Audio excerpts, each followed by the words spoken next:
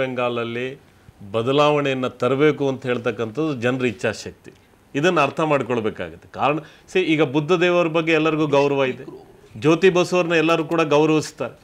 ಆದರೆ ಪ್ರಶ್ನೆ ಏನು ಅಂತ ಹೇಳಿದ್ರೆ, ಈ ದೀರ್ಘಕಾಲದ ಆಡಳಿತದಲ್ಲಿ ನಿಮ್ಮ ನಡವಳಿಕೆಗಳೇನು, ಕೆಳ ಹಂತದಲ್ಲಿ ನಿಮ್ಮ ಕಾರ್ಯಕರ್ತರು, ನಿಮ್ಮ ಮುಖಂಡಗಳು ಜನರ ಜೊತೆ ನಡ್ಕೊಂಡಂಥ ರೀತಿ ಏನು, ಇಡೀ ವೆಸ್ಟ್ ಬೆಂಗಾಲಿನ ವಾತಾವರಣದಲ್ಲಿ ನೀವು ಉಂಟು ಮಾಡಿದಂಥ ಪರಿಣಾಮಗಳೇನು? ಭಾಳ ದೊಡ್ಡ ಪ್ರಮಾಣದಲ್ಲಿ ನಕ್ಸಲ್ ಚಟುವಟಿಕೆಗಳಿದ್ದಾವೆ. ಇವತ್ತಿಗೂ ಕೂಡ ಅತ್ಯಂತ ಅಭಿವೃದ್ಧಿ ಯಾವ ಪ್ರಮಾಣದಲ್ಲಿ ಆಗಬೇಕಾಗಿತ್ತು ಆ ಪ್ರಮಾಣದಲ್ಲಿ ವೆಸ್ಟ್ ಬೆಂಗಾಲಲ್ಲಿ ನಡೀಲಿಲ್ಲ ಅನ್ನುವಂಥದ್ದನ್ನು ನೀವು ಒಪ್ಕೋಬೇಕಾಗತ್ತೆ. ವಿರೋಧಿಗಳ ದಮನ ಮಾಡ್ತಕ್ಕಂಥ ಪ್ರಯತ್ನಗಳನ್ನು ಕೂಡ ತಾವು ಮಾಡಿದ್ದೀರಿ ಅಂತ ಹೇಳ್ತಕ್ಕಂಥದ್ದನ್ನು ಕೂಡ ಒಪ್ಕೊಳ್ಬೇಕಾಗತ್ತೆ. ಹೀಗಾಗಿ ಅಲ್ಲಿ ಮಮತಾ ಬ್ಯಾನರ್ಜಿ ಇರ್ಬೋದು, ಕಾಂಗ್ರೆಸ್ನ ಸೋನಿಯಾ ಗಾಂಧಿ ಅವರು ಇರ್ಬೋದು, ಇವರೆಲ್ಲ ಒಂದು ಇನ್ಸ್ಟ್ರೂಮೆಂಟ್ ಆಗಿರ್ಬೋದು ಜನರಿಗೆ. ಒಟ್ಟಾರೆ ಜನರ ಇಚ್ಛಾಶಕ್ತಿ, ಯಾವ ಶಕ್ತಿಗಳು ಕೂಡ ಅದನ್ನ ಬದಲಾವಣೆಯನ್ನ ಮಾಡ್ಲಿಕ್ಕೆ ಸಾಧ್ಯ ಇರ್ತಕ್ಕಂಥ ವೆಸ್ಟ್ ಬೆಂಗಾಲ್ನವರು ಒಂದು ತೀರ್ಪನ್ನು ಕೊಟ್ಟಿದ್ದಾರೆ. ಬೆಂಗಾಲ್ದ ಈಗಾಗಲೇ ತಾವು ಮಾತಾಡ್ತಾ ಇದ್ದಾಗಲೇ ಮಮತಾ ಬ್ಯಾನರ್ಜಿ ಅವರು ಮೇ 18ಕ್ಕೆ ನಾವು ಪ್ರಮಾಣ ವಚನ ಸ್ವೀಕರಿಸ್ತೀವಿ ಅನ್ನೋದು ಮಾಹಿತಿಯನ್ನು ಕೂಡ ಈಗಾಗಲೇ ಸ್ಪಷ್ಟಪಡಿಸಿಬಿಟ್ಟಿದ್ದಾರೆ. ತೃಣಮೂಲ ಕಾಂಗ್ರೆಸ್ ಇಡೀ ರಾಜ್ಯದಲ್ಲಿ ಸಂಭ್ರಮಾಚರಣೆ. ಇನ್ನೊಂದು ಕಡೆ ತಾವು ಗಮನಿಸ್ತಾ ಇದ್ರಿ, ಬಂಗಾರಪೇಟೆಯಲ್ಲಿ ಈಗಾಗಲೇ ಗೆಲುವನ್ನು ದಾಖಲಿಸಿರುವ ಅಭ್ಯರ್ಥಿಯ ಪರ ಎಲ್ಲ ಕಾರ್ಯಕರ್ತರು ಕೂಡ, ಬಿಜೆಪಿ ಅಭ್ಯರ್ಥಿಯ ನಾರಾಯಣಸ್ವಾಮಿ ಅವರ ಪರ ಎಲ್ಲ ಬೆಂಬಲಿಗರು ಕೂಡ ಈ ಸಂಭ್ರಮಾಚರಣೆಯಲ್ಲಿ ತೊಡಗಿದ್ದಾರೆ. ಮತಕೇಂದ್ರದ ಬಳಿ ಬಹುಶಃ ಪೊಲೀಸರು ಮತಕೇಂದ್ರದಿಂದ ಅವ್ರನ್ನ ದೂರ ಕಳಿಸೋ ಪ್ರಯತ್ನವನ್ನು ಮಾಡ್ತಾ ಇದ್ದಾರೆ. ಇದು ಜಗಳೂರು, ಅಲ್ಲೂ ಕೂಡ ಎಸ್ ವಿ ರಾಮಚಂದ್ರ ಅವರು ಸುಮಾರು ಈಗಾಗಲೇ 9 ಸುತ್ತಿನ ಮತ ಎಣಿಕೆಯ ನಂತರ 8491 ಮತಗಳ ಮುನ್ನಡೆಯನ್ನು ಕಾಯ್ದುಕೊಂಡಿದ್ದಾರೆ ಅಲ್ಲಿ ಎಸ್ ವಿ ರಾಮಚಂದ್ರ ಅವರು. ಸೊ ಈಗಾಗಲೇ ತಮಿಳುನಾಡು ಮತ್ತು ಪಶ್ಚಿಮ ಬಂಗಾಳ ಬಹುತೇಕ ತೀರ್ಮಾನ ಆಗೋಗಿದೆ. ತಮಿಳುನಾಡಿನಲ್ಲಿ ಜಯಲಲಿತಾ ನೇತೃತ್ವದ AIDMK ಅಧಿಕಾರ ಸ್ಥಾಪಿಸೋದು, ಜೊತೆಗೆ ಪಶ್ಚಿಮ ಬಂಗಾಳದಲ್ಲಿ ಮಮತಾ ಬ್ಯಾನರ್ಜಿ ನೇತೃತ್ವದ ತೃಣಮೂಲ ಕಾಂಗ್ರೆಸ್ ಅಧಿಕಾರ ಸ್ಥಾಪಿಸೋದು ಬಹುತೇಕ ನಿಚ್ಚಳ ಆಗೋಗಿದೆ. ಈಗಾಗಲೇ ಮಮತಾ ಬ್ಯಾನರ್ಜಿ ಅವರು ಮೇ 18ಕ್ಕೆ ನಾವು ಪ್ರಮಾಣ ವಚನ ಸ್ವೀಕರಿಸ್ತೀವಿ ಅನ್ನುವ ಮಾಹಿತಿಯನ್ನು ಕೂಡ ಮಾಧ್ಯಮದ ಮೂಲಕ ತಿಳಿಸಿದ್ದಾರೆ. ಇನ್ನು ರಾಜ್ಯದ 3 ಕ್ಷೇತ್ರಗಳಲ್ಲಿ ಬಿಜೆಪಿ ಇನ್ನೂ ಕೂಡ ಮುನ್ನಡೆಯನ್ನು ಕಾಯ್ದುಕೊಂಡಿದೆ. ಒಂದು ಸ್ಥಾನ ಈಗಾಗಲೇ ಗೆಲುವನ್ನು ದಾಖಲಿಸಿದೆ ಬಂಗಾರಪೇಟೆಯಲ್ಲಿ, ಜಗಳೂರಿನಲ್ಲಿ ಸ್ಪಷ್ಟ ಮುನ್ನಡೆಯನ್ನು ದಾಖಲಿಸಿದೆ. ಚನ್ನಪಟ್ಟಣದಲ್ಲಿ ಈಗ ಬರ್ತಾ ಇರೋ ಮಾಹಿತಿಯ ಪ್ರಕಾರ 7 ಸುತ್ತಿನ ಮತ ಎಣಿಕೆಯ ಕಾರ್ಯ ಪೂರ್ಣಗೊಂಡಿದೆ. 7 ಸುತ್ತಿನ ಮತ ಎಣಿಕೆ ಕಾರ್ಯ ಪೂರ್ಣಗೊಂಡ ನಂತರ ಅಲ್ಲಿ ಬಹುತೇಕ ಬಿಜೆಪಿ ಮುನ್ನಡೆಯನ್ನು ದಾಖಲಿಸಿದೆ.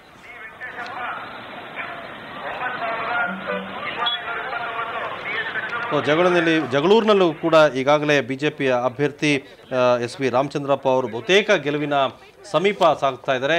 CP ಯೋಗೇಶ್ವರ್ ಅವರು 3923 ಮತಗಳ ಅನ್ನಡೆಯನ್ನು ಕಾಯ್ದುಕೊಂಡಿದ್ದಾರೆ. ಸೊ ಬಂಗಾರಪೇಟೆಯ ಗೆದ್ದ ಅಭ್ಯರ್ಥಿ ನಾರಾಯಣಸ್ವಾಮಿ ಮಾತಾಡ್ತಾ ಇದ್ದಾರೆ ಮಾಧ್ಯಮದ ಜೊತೆ. ಅವ್ರೇನು ಹೇಳ್ತಾರೆ ನೋಡಿ. ಈ ಮೂಲಕವಾಗಿ ನನ್ನ ಮತದಾರ ಬಂಧುಗಳಿಗೆ ನಮನಗಳನ್ನು ಸಲ್ಲಿಸ್ತೇನೆ. ಮೊನ್ನೆ ಯಡಿಯೂರಪ್ಪನವ್ರಿಗೆ, ನಮ್ಮ ಪಕ್ಷದ ಮುಖಂಡರಾಗಿರ್ತಕ್ಕಂಥ ಈಶ್ವರಪ್ಪನವ್ರಿಗೆ, ಶೋಭಾ ಕರಂದ್ಲಾಜೆರವರಿಗೆ, ಜಿಲ್ಲಾ ಉಸ್ತುವಾರಿ ಸಚಿವರಾಗಿರ್ತಕ್ಕಂಥ ನಾರಾಯಣಸ್ವಾಮಿ ಅವರಿಗೆ, ಸನ್ಮಾನ್ಯ R ಅಶೋಕ್ ಅವರಿಗೆ, ಸನ್ಮಾನ್ಯ ಅರವಿಂದ್ ಲಿಂಬಾವಳಿ ಅವರಿಗೆ, ಸನ್ಮಾನ್ಯ ಹೊರತೂರು ಪ್ರಕಾಶ್ ಅವರಿಗೆ, ವೀರಯ್ಯನವರಿಗೆ, ಕೃಷ್ಣೇಶ್ ಶೆಟ್ಟರಿಗೆ, ಮತ್ತು ನಮ್ಮ ನಂದೀಶ್ ರೆಡ್ಡಿ ಅವರಿಗೆ, ಮತ್ತು ಎಲ್ಲ ನಮ್ಮ ಪಕ್ಷದ ಎಲ್ಲ ಮುಖಂಡರುಗಳಿಗೆ, ಸನ್ಮಾನ್ಯ ವೆಂಕಟಮುನಿಯಪ್ಪನವ್ರಿಗೆ, ಮತ್ತು ಎಲ್ಲ ನಮ್ಮ ಪಕ್ಷದ ಮುಖಂಡರುಗಳಿಗೂ ಕೂಡ ಅಭಿನಂದನೆಗಳನ್ನು, ಜಿಲ್ಲಾ ಅಧ್ಯಕ್ಷರಾಗಿರ್ತಕ್ಕಂಥ ಲಕ್ಷ್ಮಣವರಿಗೆ ಅಭಿನಂದನೆಗಳನ್ನು ಸಲ್ಲಿಸ್ತೇನೆ. ಇವತ್ತು ನನ್ನ ಜಯ. ಇವತ್ತು ಮತದಾರರ ಬಂಧುಗಳಿಗೆ ನಾನು ವಿನಂತಿಯನ್ನು ಮಾಡ್ತೇನೆ. ಇದು 6ನೇ ಚುನಾವಣೆ ಆಗಿತ್ತು. ಜನರು ನನಗೆ ಆಶೀರ್ವಾದ ಮಾಡಿದ್ದಾರೆ. ಜನರು ಏನು ಆಶಾಭಾವನೆ ಇಟ್ಕೊಂಡಿದ್ದಾರೆ ಆ ನಿಟ್ಟಿನಲ್ಲಿ ನಾನು ಕೆಲಸ ಮಾಡ್ತೇನೆ. ಯಾವ ಜನರು ಅವರ ಯಾವ ಒಂದು ಉದ್ದೇಶಕ್ಕಾಗಿ ನನ್ನನ್ನು ಗೆಲ್ಲಿಸಿದ್ದಾರೆ ಆ ನಿಟ್ಟಿನಲ್ಲಿ ಕೆಲಸ ಮಾಡ್ತಾ ಕ್ಷೇತ್ರದ ಹಿತದೃಷ್ಟಿಯನ್ನು ಮನಸ್ಸಿಟ್ಕೊಂಡು ಅಭಿವೃದ್ಧಿ ಕಾರ್ಯಗಳಿಗೆ ಮನ್ನಣೆಯನ್ನು ಕೊಡ್ತಕ್ಕಂಥ ಕೆಲಸವನ್ನು ನಾನು ಮಾಡ್ತೇನೆ.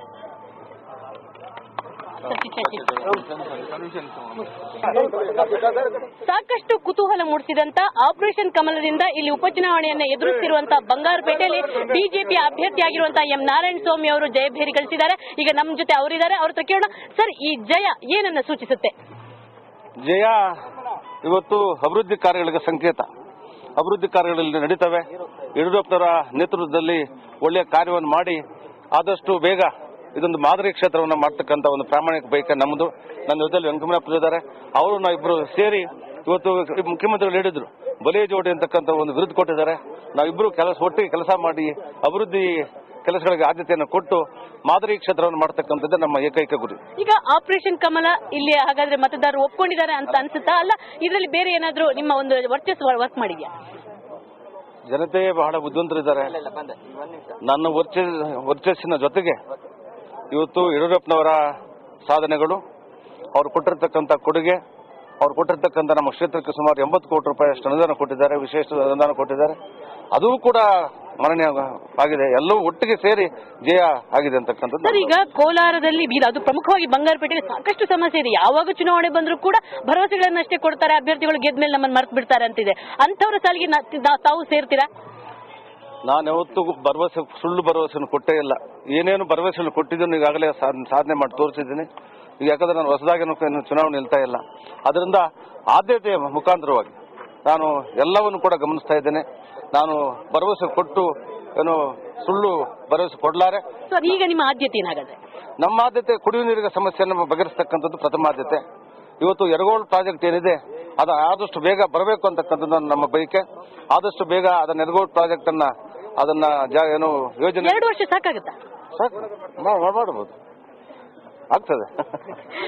ಎಂ ನಾರಾಯಣಸ್ವಾಮಿ ಅವರು 2 ವರ್ಷದೊಳಗೆ ಇಲ್ಲಿ ನಾನು ಕುಡಿಯುವ ನೀರಿನ ಸಮಸ್ಯೆನ ನಿವಾರಿಸ್ತೀನಿ, ಸಾಕಷ್ಟು ಅಭಿವೃದ್ಧಿ ಕೆಲಸ ಮಾಡ್ತೀನಿ, ಇದು ಬಿಜೆಪಿಗೆ ಕೊಟ್ಟಂತ ಬೆಂಬಲ ಅನ್ನುವಂತ ಮಾತನ್ನ ಹೇಳಿದ್ದಾರೆ.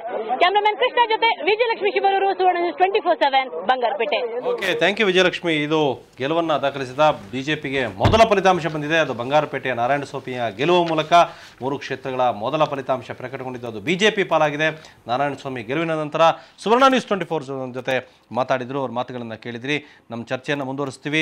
5 ರಾಜ್ಯಗಳ ಮತ್ತು ಈ ಉಪಚುನಾವಣೆಯ 2 ಫಲಿತಾಂಶವನ್ನು ಕ್ಷಣಕ್ಷಣದ ಮಾಹಿತಿಯನ್ನು ನಿಮ್ಮ ಮುಂದೆ ನೀಡ್ತೀವಿ. ನಮ್ಮ ಜೊತೆ ಅನೂರ್ ಮಂಜುನಾಥ್ ನಾಯರ್ ಇರ್ತಾರೆ, ಶಂಕರ್ ಜೈನ್ ಆಗ್ತಾರೆ. ನಮ್ಮ ಜೊತೆ ಚರ್ಚೆಯಲ್ಲಿ ಭಾಗವಹಿಸಿದ ಸುದರ್ಶನ್, ಧನ್ಯವಾದ. Thank you very much. ಚರ್ಚೆಯನ್ನು ಮುಂದುವರಿಸ್ತೀವಿ. ಅದಕ್ಕೆ ಮೊದಲು ಚಿಕ್ಕ ಬ್ರೇಕ್.